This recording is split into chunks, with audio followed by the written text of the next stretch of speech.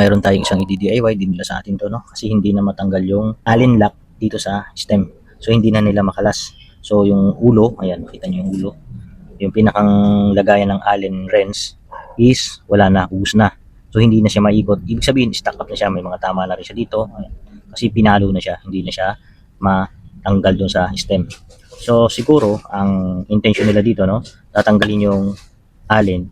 Although ito ginagawa ko, pinapalo ko rin yan dyan pagka hindi talaga matanggal. Kaya lang pag hindi na kaya ng ganitong sistema or papaluin mo yun ng parang ano dito, kutsilyo, iikutin mo. Once na gumalaw yun, gagalaw na yun. Pero pagka ang nangyari is hindi pa rin kinaya, matigas, no choice na tayo. Ang habol na talaga dito, makalas siya kasi papalitan ng headset.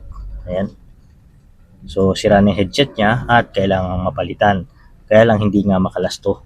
So ngayon, ang gagawin natin dito, dahil lost thread na to, i-grinder na natin to. Putulin na natin yung tornilyo na Allen dito sa dugtungan. Siya yung naglalak. So pagka naputol natin yan, luluwag na yan, mahuhugot natin. Kung nga pala tayo gumamit ng grinder at magpuputol tayo, lagi tayo magsuot ng gang salamin para safe sa ating mga mata. Kasi delikado yan, tumatalsik yung napakapinong mga matatalim na peraso ng alloy or bakal. Pag pumasok sa mata yan, ospital ang abutin mo kasi hindi mo yan kayang anuhin ng daliri na parang napuhin ka lang ng alikabok. Ito, iba ito. Didikit yan sa mata mo, mabubulag ka. So, dapat lagi kayo magsuot ng ganito.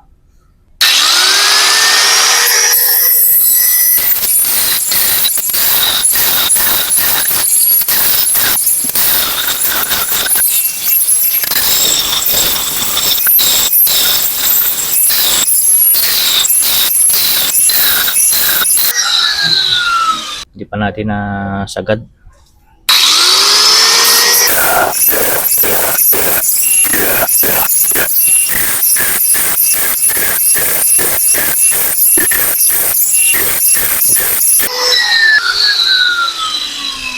Tanggalin muna natin to. So na-stuck talaga siya. Kaya muna natin ito. Then pagkababad natin yan, no, saglit lang kasi iikot na rin kagad yan. Binasalang natin. So ayan, talagang stuck up na siya, no. So kailangan nating sungkitin at pwersahin ito. Ayan. Ayan. Pinutol ko na yung yung isang spacer kasi ayaw nang gumalaw. So ito siya.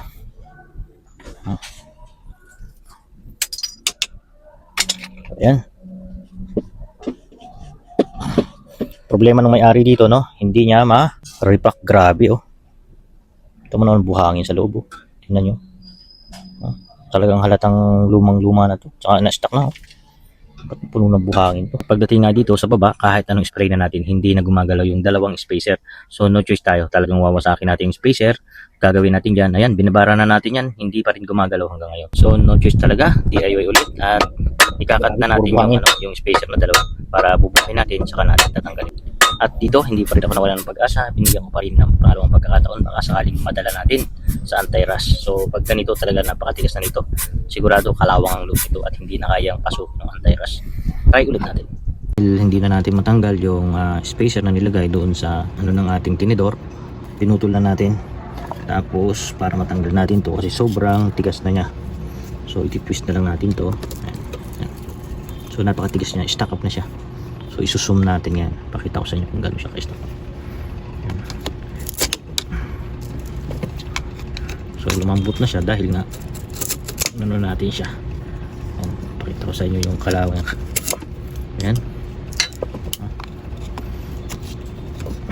So walang imposible pag ganitong technique ang gagamitin ninyo.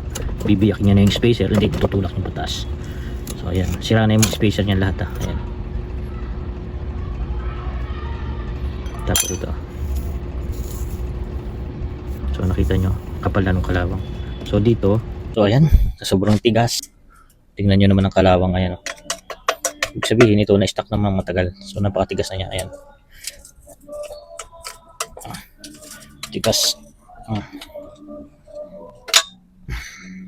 So hindi na kaya. Inayawan na nung gumagawa. Inayawan na siya. So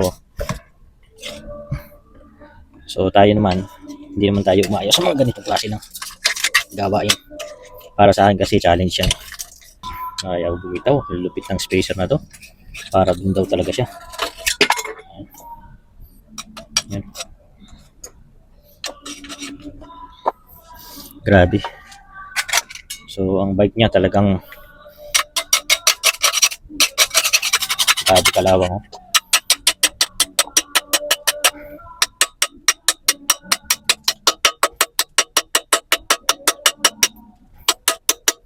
So,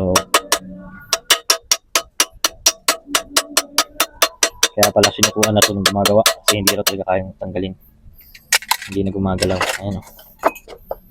So, ayan. At ito na yung shortcut ng ating kinakalas or binaklas natin na tinidor. So, napakagrabe pala nangyari dito, no? Ito yung tinidor niya. So, dahil hindi na nila makalas, ginamit na lang nila na sira yung headset.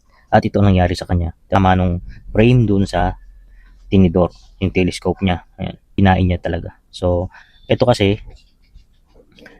talagang na-damage na. Halos maputol na, oh. Kaya hindi na natin maitulak yung yung spacer palabas sa sobrang kalawang na. Tapos nakabaon na rin yung mga ayan yung ko. Pinagtanggalan natin ng kalawang. So marinis na siya. At yun, ginrinder natin yung pinakang spacer, binyak na natin. Dito galing yan. Tinanggal ko na yung headset nito, yung mga kopa niya. Pinaklas ko na. So ito na yung pinaka-update ko, no. So yung next nito, pag binuo ko na yung bike, ipakita ko na lang din yung part 2 nito. Kung gusto niyo makita yung part 2 nito, paano natin buuin at paano natin ito ayusin. So wala na tong spring. Ayan. So ipapakita ko yung next video nito, paano natin ito pagaganahin ulit at wala na siyang spring pa yan. Sirang-sira na siya. So hanggang dyan na lang muna yung video ko, no. Senior ko lang kung gaano kahirap ang dinaanan ko dito sa pagtatanggal ng tinidor na to doon sa frame. Ito yung pinaka grabe worst na encounter ko na pagtatanggal. Talagang nasira lahat, pati spacer. Sinira ko na kasi hindi talaga kaya. So pagka ganun yung bike nyo, ipapagawa nyo sa labas yan, hindi nila yan gagawin na. Tatanggihan na nila yan. Kasi wala naman silang gamit na mga grinder or talagang kanila yung pangkalas lang ng bike. Pero pagka ganyang ganyan na yung kaso, sa akin na yan dinadala. Kasi may mga gamit tayo dito. Tsaka hindi ko sinusukuan. Once na mayroon akong ginawa na hindi ko alam paano gawin, ginagawa ko ng paraan kasi challenge para sa akin yan. So ayan. So thank you at sana nagustuhan nyo ulit itong video ko. Bagaman walang resulta, no? Ang resulta lang na pinakita ko sa inyo, gaano kahirap yung dinaanan ko sa pagbabaklas nito. Nakita nyo naman yung mga kalawang nung tinutok ko, napakapal na, puno ng buhang. Ewan ko, naligo ata ito sa dagat eh. Nagsuswimming ata itong bike na to eh. Puno ng buhangin. So ayan, thank you. At sana sa video na ito, may naituro ulit ako sa inyo at may na-share na naman akong idea para sa paggagawa ng bike. Ayan, pakipollow nyo po ako sa aking YouTube channel, Fix It TV.